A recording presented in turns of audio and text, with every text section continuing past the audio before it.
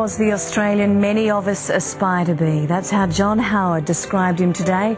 Hello and welcome to this special presentation from 7 News. Over the next 30 minutes, we're going to pay tribute to the crocodile hunter. We'll not only hear from some of his famous mates, but from you as well.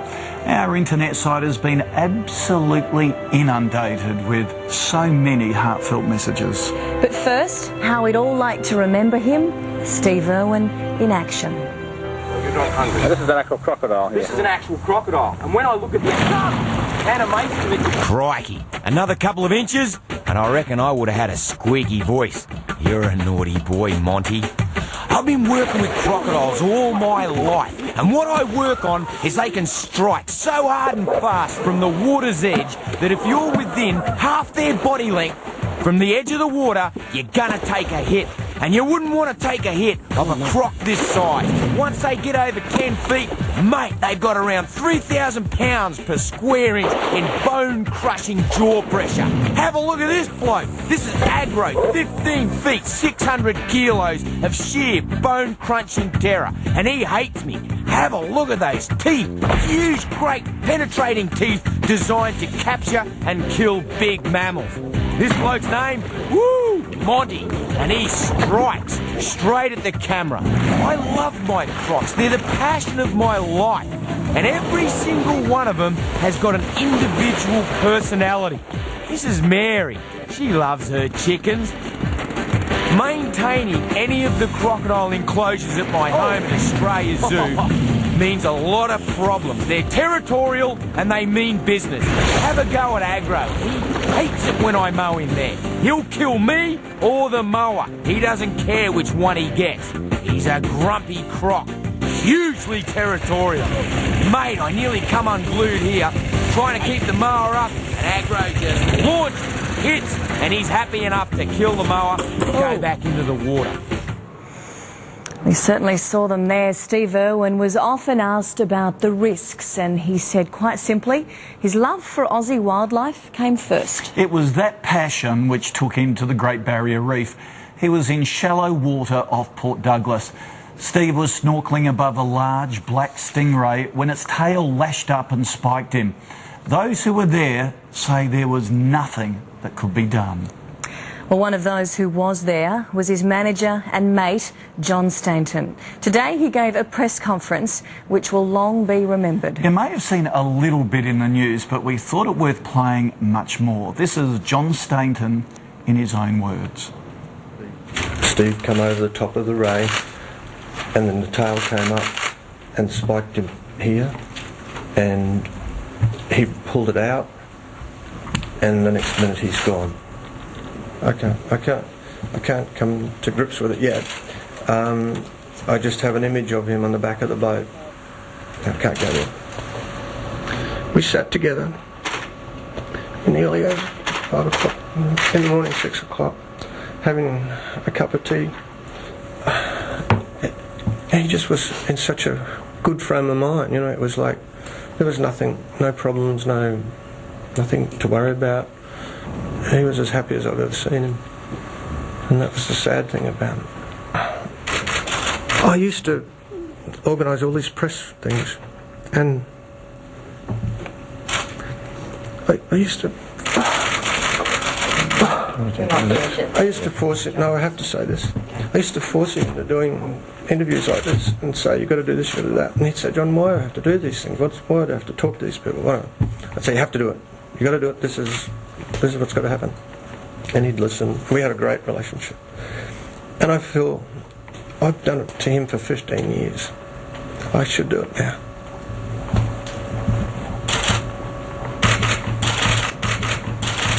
Yeah, his very dear mate John Stainton there speaking today in Cairns.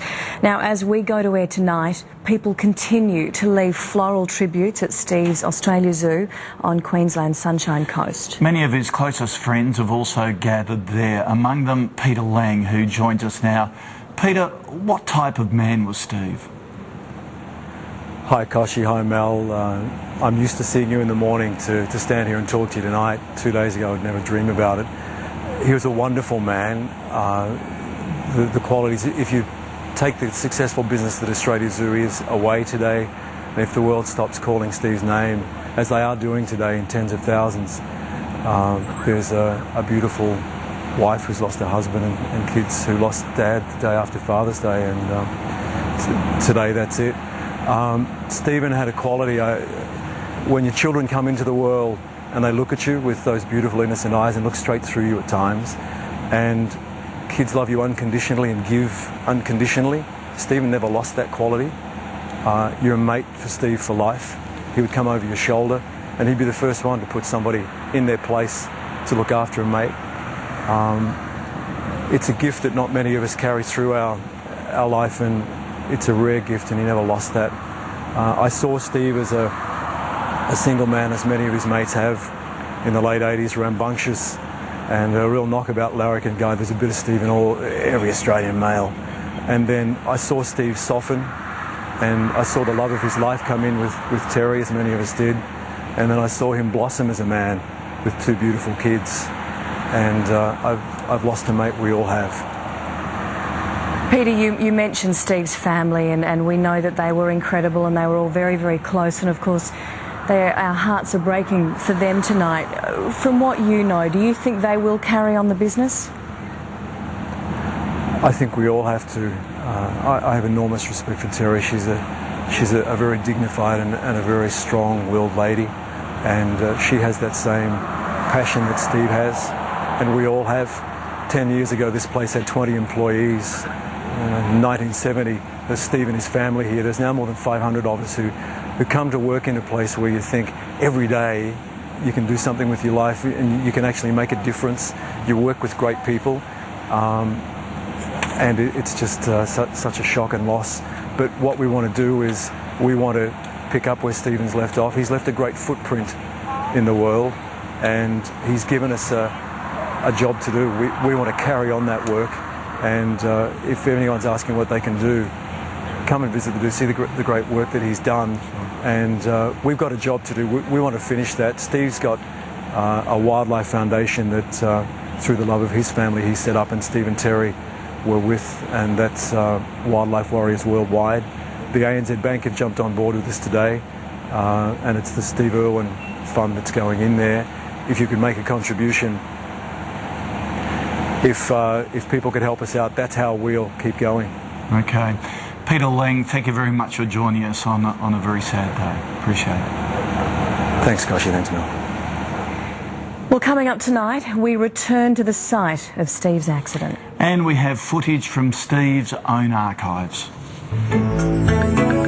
I've had some wildlife encounters in my life, but the emotions that I felt in my heart, I was nearly crying.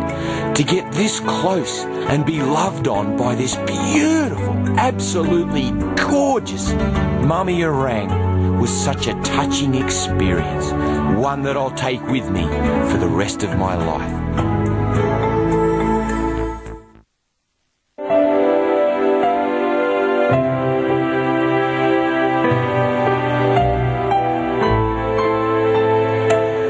Everyone seems to have a favourite memory of Steve Irwin. One of my favourites was when he decided to train with the Brisbane Broncos. Is that all right? Yeah. Smash it? All right, mate, here we go. That was bloody good technique, I tell you. Come on, big boy. I wish I had a guy on the thighs now. Right. Look out, Bulldog. Oh. But as much as Steve Irwin loved a laugh, he was a serious and thoughtful individual. If there's one thing that I, Steve Irwin, would want to be remembered for, it's be remembered for passion and enthusiasm. Conservation is my job, my life, my whole persona. And for that, he will be remembered. Steve was in fact shooting a scene for his daughter Bindi's new TV show when he was killed. No doubt it was a freak accident. Stingray attacks are extremely rare. Yeah, just hours ago, our Monique Wright travelled to the very spot where Steve was filming. Monique, what can you tell us about the place? It's breathtakingly beautiful, but it's also very, very remote. Now, we headed out to Bats Reef today with renowned underwater documentary filmmaker Ben Kropp and his son Dean Kropp, who is a Channel 7 cameraman. Now, in their words, they've been out to this reef more times than they can remember. To them, this is their backyard. So we headed out with them today to the reef exactly 24 hours after Steve was killed there. We headed off from Port Douglas. So we're just coming into the reef now? Yes, this is Bat Reef just over here, and then we're going to go straight in, past the reef, in on the sandy flat, where it's very shallow. That's where the rays are. Ben, it's absolutely beautiful out here. It's so hard to imagine that something so terrible could happen. I know, it's deceiving, this place. As much as I love it, there's a lot of rays, a lot of turtles, and a lot of tiger sharks. And what about the stingrays? How many stingrays live here on the reef? Oh, there's hundreds. That's why the tiger sharks come in. Their main diet is turtles and stingrays. It's been 24 hours since Steve died here. What sort of emotions are you going through? Well, I just can't believe it. I mean, I heard it when I was out diving, and I went for a dive straight after, and I couldn't concentrate on what I was seeing or wanted to film, because all the time I was thinking about poor Steve. You know, it's what a way to go. So where exactly did it happen? Well, right behind us, just up in the shallows. We're in about 2 metres of water now. Just go another 100 metres and it's about 1.5 metres.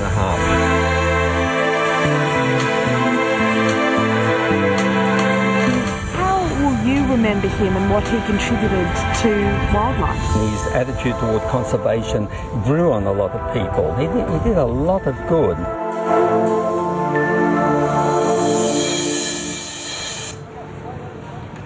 Monique, right there on the Great Barrier Reef, certainly a beautiful place. You can see why Steve was drawn to it. Well, he became a star in America well before he found fame in Australia. They loved his larrikin manner, his zest for life, and the fact, to use the American expression, he was the real deal. No wonder then Steve was a regular guest on NBC's Today Show. Matt Lauer is the host and joins us now from New York. Matt, how have Americans taken to the news, and why do you reckon they took Steve Irwin into their hearts? Well, I think, David and Melissa, I think Americans have been shocked by this just as people there in Australia and all other parts of the world have been shocked. I mean, I hope Australians realize that this has been, you know, the lead story on morning shows like this, and it's been on the front pages of papers for the last couple of days now, or the last 24 hours at least. I think we took to him. In part, you have to realize that in some ways Australians are still a bit exotic to us here in this country, and it was that accent and that enthusiasm he talked about in that piece you ran just before the one from the Great Barrier Reef. He had so much enthusiasm. He had that incredible accent that always catches our attention here in the United States, and he was the perfect combination of entertainer and educator, and I think that really worked for him here in this country. Matt, after that now infamous baby incident, Steve spoke to you to explain it to America. Did that change perceptions of him? Well, you know, it's funny. I was looking back at that interview this morning, Melissa, and trying to recall what he said to me at that time. I think what it did was it maybe for a while lowered his profile in this country. There was certainly the reaction after the incident happened, where a lot of people thought it was a foolish incident and it was unnecessary. And in looking back at what he told me in that interview, and I have to say, I had interviewed him many times before that, and when I saw him that particular morning, it was very clear to me that he was extremely disturbed by the fact that he was going to be perceived as careless and reckless in this country and in other places. But what he talked to me about that morning basically was, he said, I'm a trained professional. I know exactly what I'm doing. Nothing could have happened, and I would never endanger my children. And I think what's sad and perhaps poignant this morning is that there is a tragic lesson in this, and that is that wild animals don't watch your resume, or they don't look at your resume.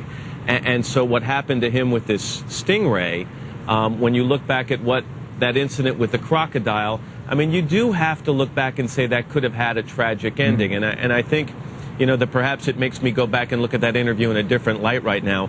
But I don't think people here stopped respecting him after that. They still thought he had done incredible things for conservation.